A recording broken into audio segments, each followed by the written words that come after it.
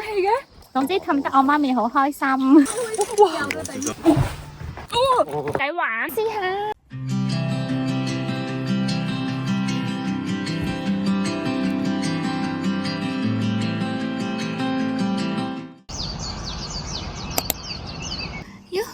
Yummy des 喺雀仔嘅叫聲之中，我哋迎嚟咗桂林之遊嘅 Day 2。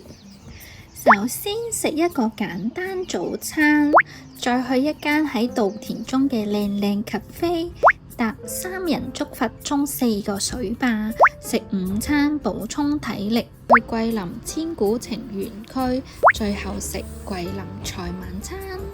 我哋嚟食早餐啦，但係好似冇晒人啦，好好笑，得返我哋2個。有蛋啦、饅頭啦，仲有豆漿。好多人開始坐呢個竹筏經過我哋民宿。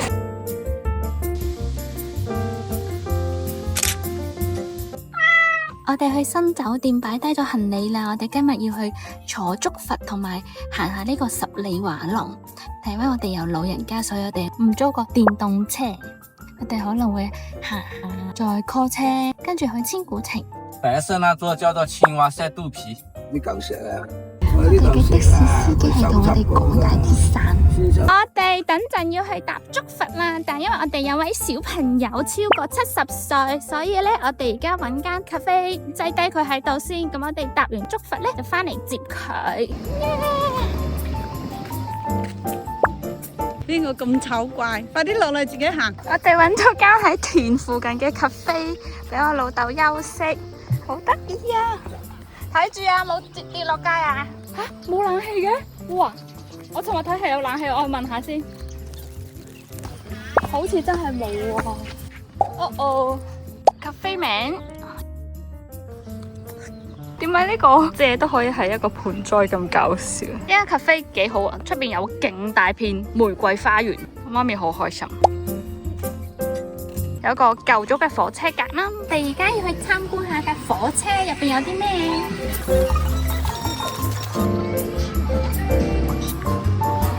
類似一間餐廳，冇冷氣㗎，就係咁。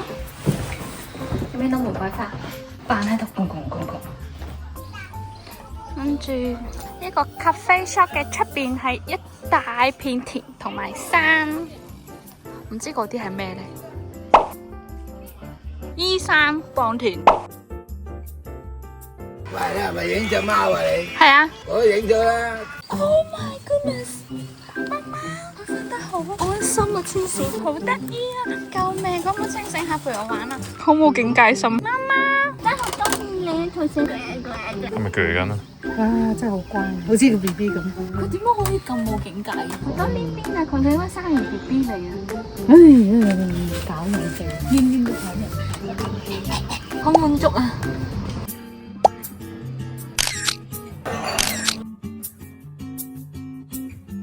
我哋而家要掉低老小朋友喺度啦。拜。喺網上 book 咗之後呢，就有呢個售票門票，佢俾一張呢啲牌我哋，咁我哋就可以去揾呢個師傅嘅竹筏啦。美女，這看見是我的卡了，我說謝謝。第2幫你交錢啊！我同你坐後邊啦，好唔好啊？哇！太矮，好矮，好超矮。媽咪坐前邊，我哋2個坐後邊。竹筏有分單人竹筏、雙人竹筏同埋3人竹筏，漂流嘅時長同河流都有唔同。而家係中午12點，有個太陽遮住我哋，又唔會好熱喎。喺水上，跟住啲風好涼，所以唔算十分熱，好舒服啊！因為我哋有3個人要搭竹筏，所以我哋只可以揀龍潭碼頭到鳳樓碼頭，全長3公里，一共沖咗4個壩。最有人氣嘅河流係寄馬碼頭到綜合單程2個人竹筏，全長6公里9個壩，風景係漂流最靚嘅。竹筏飛可以提早1日上網買，又或者喺現場買。人氣比較高嘅河段呢，有機會會買晒㗎。其實都幾癲，真係捉嚟，跟住啲水咧爭少少滲上嚟。嚟啦嚟啦！濕咗少少，好塊面濕咗。我媽面濕咗，濕晒。我哋沖完一個壩啦，啲水係會爆上嚟咯，但係又唔係成劈水爆上，係啲水珠彈上嚟，幾有趣，刺激刺激，好玩好玩。好玩好玩。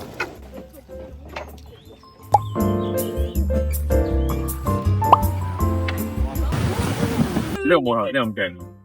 師傅話咧，呢條河咧有魚嘅，啲魚咧可以食嘅，不過因為咧佢哋自己都唔夠食，唔會拎出嚟賣啊。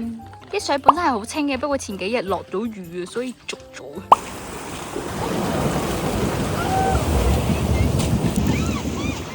啲水好冰涼。濕晒啊！塊眼鏡濕晒。你塊面都係。係啊。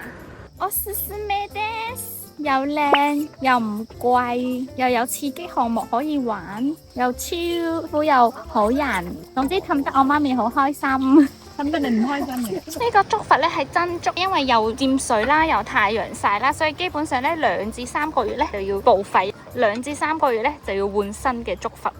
最後一個。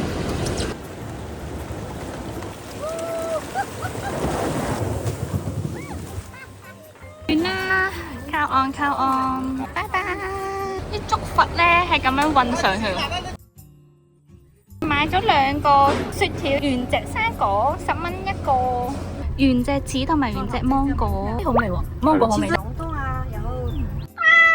午餐時間，的士司機介紹咗一間農莊俾我哋。磨山樓農莊環境雖然好簡陋，但係食物質素唔錯。佢仲有自己嘅葡萄園農家樂。呢個係葡萄園提子 BB。哦，爆炒魚乾仔，冇味呢個。我哋食完晏啦，而家搭緊的士去下一個景點桂林千古情，4點開始。耶！成功買咗4張千古情嘅車飛。我哋到咗桂林千古情景區，我哋揾的士司機買嘅，1張180蚊。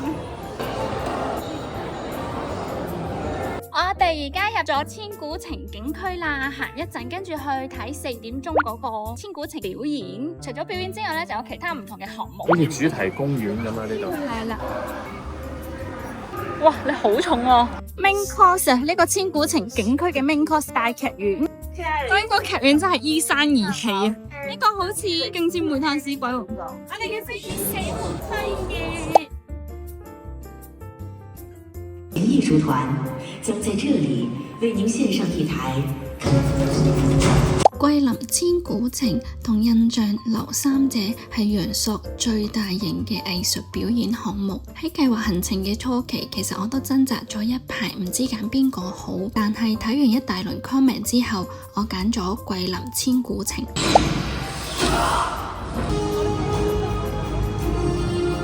我哋去桂林嘅季節係梅雨季，桂林千古情喺室內，印象樓三者喺室外。室內比較唔會受到天氣因素影響。另外，我哋4位團友年紀差距比較大，桂林千古情除咗有大劇院舞台表演之外，仲有其他設施同埋體驗節目，比較豐富，適合唔同人。自然的鬼斧神工。印象樓三者係比較注重舞蹈、音樂同山水互相融合嘅表演，而且有部分表演係用方言進行，我哋應該唔會十分睇得明。總括而言，我覺得桂林千古情更加符合我哋嘅需求。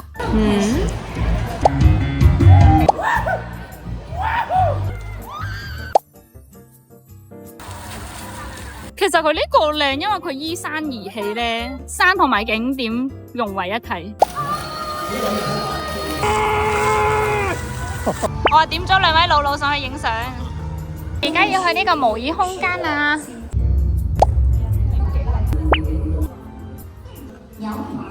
下一個景點鬼屋，去啦去啦，又去啦，都幾恐怖。得咩？冇喐啦，好驚啊！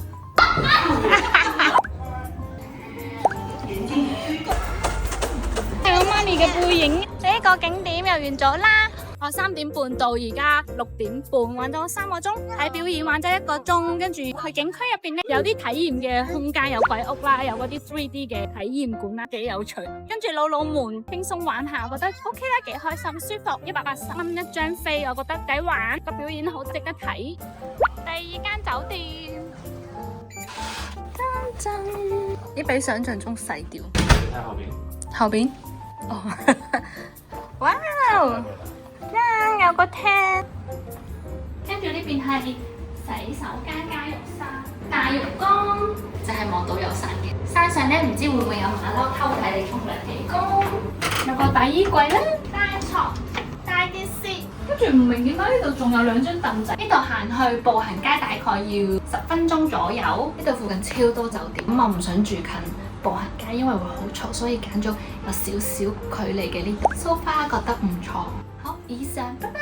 我哋而家要去步行街行下。我哋行完一條街之後呢，決定喺呢間食，因為佢有啲桂林嘅嘢食啦，有啲燒烤啦，可以符合唔同小朋友嘅需求。我哋又要飲啤酒。呢間餐廳味道好好，食材好新鮮，得到我媽咪嘅高度讚評。而對於我嚟講，食物有啲過鹹，同埋個鴨腳煲真係太辣啦。好味？唔知啊。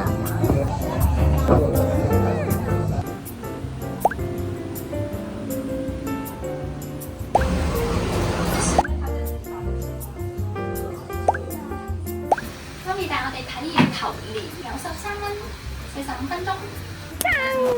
因為媽咪話桂林嘅特產係要用呢個茶夫洗頭，所以我哋4條友嚟咗體驗山姜加茶夫頭療。這個就是那個茶夫頭皮水。茶夫係茶籽榨油之後剩低嘅渣。渣廢。佢係有清潔頭油啦、止痕啦，同埋天然護髮嘅功效，冇化學成分。姜呢，佢係會喺條頸度按摩啦，跟住就按摩呢啲髮線嘅位。我覺得條頸好乸咯。由條頸到頭皮我都好乸，原本瞓着咗乸到醒。感覺上光頭嘅人嚟做都會乸到生翻晒頭髮。我覺得洗到個頭幾乾淨，勁蓬鬆落嘅啲頭。大概就係咁，山姜洗頭好有趣，我覺得可以體驗下，大家可以試下。洗完頭之後，我哋去咗楊嫂西街步行街行夜市。我媽咪要買呢個鮮榨雷公根甘蔗汁，佢話又係藥材嘅一種，對身體好嘅喎，勁大陣藥草味，青草味。多一陣草味嘅粥，好冇飲啊？你講係？Uso 係咯，如果係咁嘅。好。步行街中心有條橋仔，我覺得步行街其實冇乜特別，有好多酒吧、小食，同其他城市嘅步行街差無幾。我哋買咗啲宵夜就返酒店啦。呢個係廣西嘅白酒，飲嘅時候甜甜地，飲完之後癲癲地，好唔好飲啊？好唔好飲啊？可以啊，好似糖水咁。雖然好飽，但旅行一定要食宵夜。